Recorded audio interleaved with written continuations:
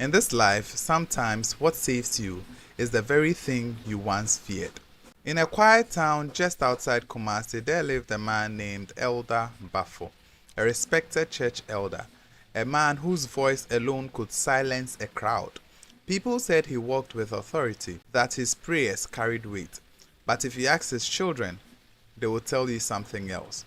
They feared him, not because he was evil, no. Elder Bafo believed in discipline, strong discipline, the kind passed down from his own father, the kind that came with a rod.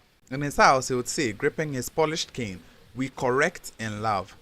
But love in that house had a stink. His son Kojo grew up quiet, careful, always measuring his words, his steps, his breathing, not because he was stubborn, but because he was tired.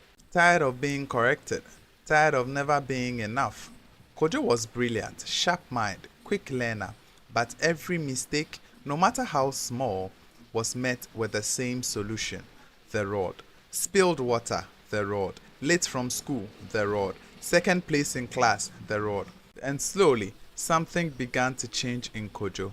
He stopped trying, because in his mind, effort or failure led to the same thing. One day, a new teacher arrived in Kojo's school, Miss Ajay, young, observant, and patient. She noticed Kojo immediately, a bright boy who refused to shine. She called him after class. "Kojo, why don't you answer questions anymore?" Kojo shrugged. "It doesn't matter." "It does," she said gently. But Kojo just shook his head. "At home, if I try to get it wrong, I'm punished. If I don't try, I'm punished. So, what's the difference?" That statement hit her hard. Mr. J didn't confront the boy again, but instead, she went to see Elder Bafo. Now imagine that meeting. A young woman sitting across from a man who believed he had mastered parenting. "Sir," she began, carefully, "your son is afraid of learning." Elder Bafo frowned. "Fear builds discipline." "No," she replied slowly. "Fear builds distance." He leaned back. "My father raised me this way, and I turned out fine." Mr. J paused. "Did you really turn out fine?" she asked. There was silence. For the first time in years, Elder Bafo had no immediate answer. That night, he sat alone in the living room. The rod rested beside him, as always, polished, trusted. But for the first time, he questioned it. He thought about Kojo as a child, laughing freely, running to him after school, talking endlessly. And then, he thought about Kojo now, quiet, distant, careful. Not broken, but withdrawing. Then it hit him. He had raised a son who obeyed him, but did not trust him. Days passed, the house remained tense until one evening Kojo came home with his test result. He hesitated at the door. This was the moment. He had failed mathematics again. Slowly he walked in and handed the paper to his father, his body already bracing for what he knew would come. Elder Bafo took the paper. Silence filled the room. Kojo closed his eyes, but the strike never came. Instead, he heard something unfamiliar, a sigh. "Sit down, Kojo." Kojo opened his eyes, confused. "I want you to teach me where you got stuck." "Teach him?" Kojo blinked. I don't understand it." "That's fine," his father said quietly. "Then we'll learn it together.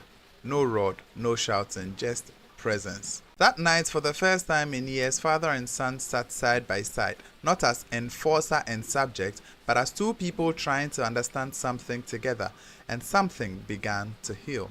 Slowly, awkwardly, but genuinely. Weeks turned into months and the rod gathered dust, not because discipline disappeared, but because understanding replaced fear. Kojo began to try again, and when he failed, he was guided, not beaten. And one evening after Kojo solved a difficult problem on his own, he looked at his father with something that he had been missing for years: pride. Elder Bafo smiled, a small smile, but a real one. And later that night, as he held the old rod in his hands, he whispered to himself, "May it never be said that we stood knees deep in a river but died of thirst." Because all along, he had love, he had a son, he had a chance to build something strong, but he was using the wrong tool to draw it out.